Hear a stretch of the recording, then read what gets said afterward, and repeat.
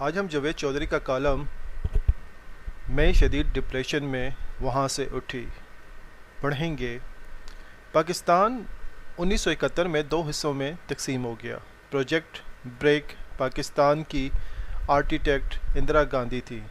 آج کا بنگلہ دیش آج کے پاکستان سے 2200 کلومیٹر دور تھا، جبکہ بھارت کے ساتھ اس کی 4096 کلومیٹر کی سرحد تھی۔ دونوں سائڈ پر بنگالی رہتے تھے اور مشرقی پاکستان کی آبادی کا 20% ہندوؤں پر مشتمل تھا، اور بنگالی قیادت بھی مغربی پاکستان کی بیوروکریسی اور لیڈرشپ سے خوش نہیں تھی۔ انڈیا نے اس صورتحال کا فائدہ اٹھایا، مغربی پاکستان کے خلاف فضا ہموار کی، بنگالی لیڈرشپ کو ساتھ ملایا، مکتی بانی کے نام سے علیحدگی پسند تنظیم بنائی اور اسے عسکری ٹریننگ اور اسلحہ دیا، اور مشرقی پاکستان میں خانہ جنگی شروع ہو گئی۔ جنرل یحییٰ خان اس وقت صدر اور کمانڈر ان چیف تھے۔ جنرل نے سیاسی مسئلے کو سیاسی طریقے سے حل کرنے کی بجائے فوجی آپریشن شروع کر دیا، اور اس کے نتیجے میں پاکستان دو حصوں میں تقسیم ہو گیا۔ پاک فوج کے سینے میں زخم لگ گیا۔ جنرل ضیاء الحق کے دور میں فوج نے انڈیا سے بدلہ لینے کے لیے بھارت پنجاب میں بنگالی ماڈل پر کام شروع کر دیا۔ ہم نے سکھ علیحدگی پسندوں کو اکٹھا کیا اور پنجاب میں مشرقی پاکستان جیسے حالات پیدا کر دیے۔ اندرا گاندھی بھی سیاسی مسئلے کے سیاسی حل کی بجائے جنرل یحییٰ خان جیسی غلطی کر بیٹھی۔ اس نے گولڈن ٹیمپل پر فوج چڑھا دی، اور یہ بعد ازاں اپنے پڑے، اور یہ 1970 کا مشرقی پاکستان بن گیا۔ لاشوں کے انبار لگ گئے۔ یہ انڈیا کی تاریخ کے خوفناک ترین لمحات تھے۔ بھارت نے اس کا بدلہ لینے کے لیے بلوچستان کا رخ کر لیا۔ ذوالفقار علی بھٹو 1973 کے ملٹری آپریشن کی وجہ سے بلوچ لیڈرز کو ناراض کر چکے تھے۔ یہ ناراضگی جنرل ضیاء الحق کے دور میں فوج اور پنجاب کے خلاف نفرت میں تبدیل ہو گئی تھی، اور یہ حقیقت ہے کہ نفرت ملکوں اور قوموں کو توڑنے کے لیے ہمیشہ کھاد ثابت ہوتی ہے۔ انڈیا نے بلوچ لیڈروں کی ناراضگی کا فائدہ اٹھایا، افغانستان میں ایران کو اپنا مرکز بنایا اور بلوچستان کے نوجوانوں کو بھرتی کیا، ٹریننگ دی، اسلحہ اور پیسہ دیا۔ بلوچستان میں بدامنی شروع ہو گئی۔ یہ بدامنی اور نفرت آج تک موجود ہے۔ آج بھی بلوچستان میں علیحدگی پسندوں کے 6 گروپس کام کر رہے ہیں۔ یہ پہاڑوں میں پناہ گزین ہیں، بھارت سے اسلحہ، ٹریننگ اور رقم لیتے ہیں، اور انڈین پاسپورٹ پر سفر کرتے ہیں۔ یہ گروپس طالبان اور داعش کے ساتھ بھی رابطے میں ہیں، اور لشکر جنگجوی کے ساتھ مل کر بھی کارروائیاں کرتے ہیں۔ کلبھوشن جادیو جیسے بھارتی جاسوس ان کی مدد کرتے ہیں۔ یہ فوجی قافلوں، جوانوں اور افسروں کو بھی نشانہ بناتے ہیں، سویلین آبادیوں میں بھی بم پھاڑتے ہیں، اور سی پیک کے چینی انجینئرز کو بھی ہدف بناتے ہیں، اور ہزارہ برادری پر بھی حملے کرتے ہیں۔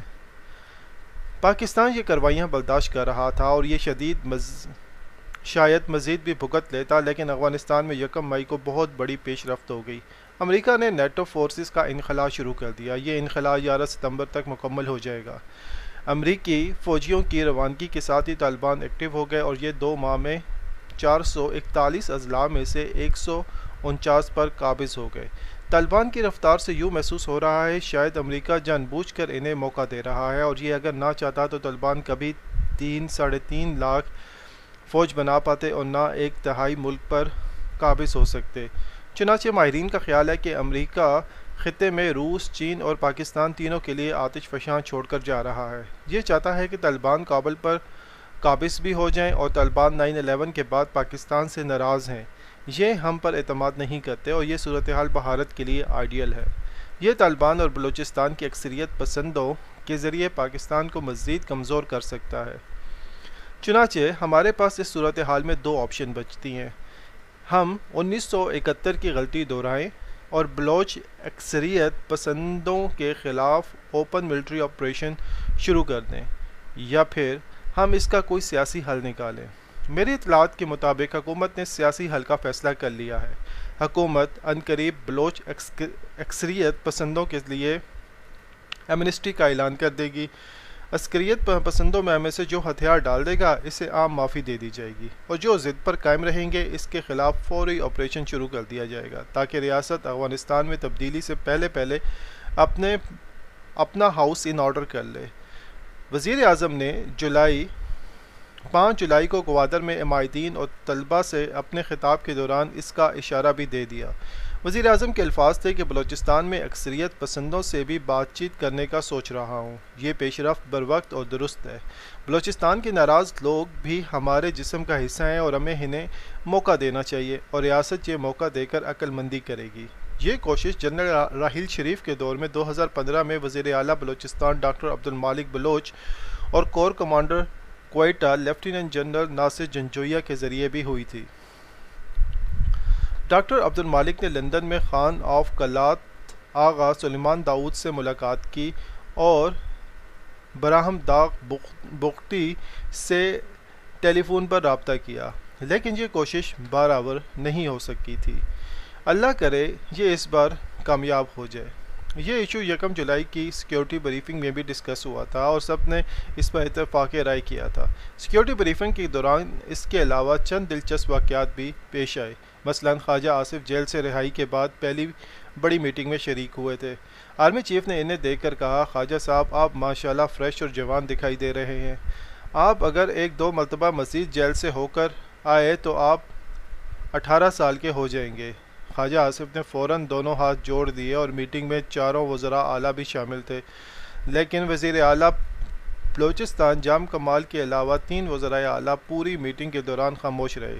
جان کمال نے بہت اچھی اور مدلل گفتگو کی اور بریفنگ کے دوران فاٹا کا ذکر آیا تو عسکری قیادت نے کہا کہ آپ وزیر اعلیٰ محمود خان سے پوچھیں کہ فاٹا کا بجٹ ریلیز ہو چکا ہے تو پھر وہاں کام کیوں نہیں ہو رہا۔ شرکاء KPK کے وزراء اعلیٰ کی کرسی کی طرف دیکھا تو وہ خالی تھی۔ وزیر اعلیٰ میٹنگ کے دوران خاموشی سے کھسک گئے تھے اور یہ اس کے بعد واپس نہیں آئے تھے۔ سندھ کے بارے میں بتایا گیا کہ کراچی میں طالبان کے لواحقین اور دوستوں نے $250 ملین کی سرمایہ کاری کر رکھی ہے۔ وزیر اعلیٰ سندھ اس حقیقت سے واقف ہیں، لیکن یہ کارروائی نہیں کر رہے۔ تمام شرکاء نے سید مراد علی شاہ کی طرف دیکھا، یہ بھی خاموش رہے۔ مولانا فضل الرحمان کے صاحبزادے اسد محمود اور ANP کے امیر حیدر خان ہوتی دونوں مکمل تیاری کر کے آئے تھے اور دونوں نے خوبصورت اور ٹو دی پوائنٹ گفتگو کی۔ اسد محمود کا موقف PDM سے بالکل مختلف تھا۔ انہوں نے فوج کے کردار کو سراہا بھی اور یہ بھی کہا کہ ہماری نظر میں کوئی گڈ بیڈ نہیں، آپ ملک کو سامنے رکھ کر پالیسی بنائیں۔ بلاول بھٹو نے علی وزیر کی سفارش کی اور عسکری قیادت نے جواب دیا کہ ہم روز سرحدوں سے 10 شہداء کی لاشیں اٹھاتے ہیں، آپ بے شک ہمیں گالی دے دیں، ہم برداشت کرنا سیکھ گئے ہیں، لیکن کوئی فوج کو گالی دے یہ ہم برداشت نہیں کر سکتے۔ آپ لوگ پارلیمنٹ میں بیٹھے ہیں، آپ حکومت سے بات کریں اور علی وزیر کے لیے رعایت لے لیں، لیکن جہاں تک ہمارا تعلق ہے تو علی وزیر وہیں کھڑے ہو کر اپنی غلطی کا اعتراف کرے اور فوج سے معافی مانگے جہاں اس نے فوجی جوانوں کے بارے میں غلط الفاظ کہے تھے۔ محسن واوڈا نے 1 گھنٹہ تقریر کی اور یہ خاموش ہوئے تو آرمی چیف نے کہا کہ آپ یہاں موجود تمام لوگوں کو بتائیں کہ میں آپ اور منظور بشین کو ہیلی کاپٹر میں بٹھا کر لایا تھا، آپ ہم سے ملتے بھی رہتے ہیں اور میں نے آپ کو دعوت بھی دی تھی کہ آپ ہمارے پاس آتے رہا کریں، ہمارے ساتھ چائے پیا کریں، آپ ہمارا فلیش اینڈ بلڈ ہیں۔ یہ بات سن کر محسن واوڈا خاموش رہے اور جبکہ شرکاء حیرت سے ایک دوسرے کی طرف دیکھنے لگے۔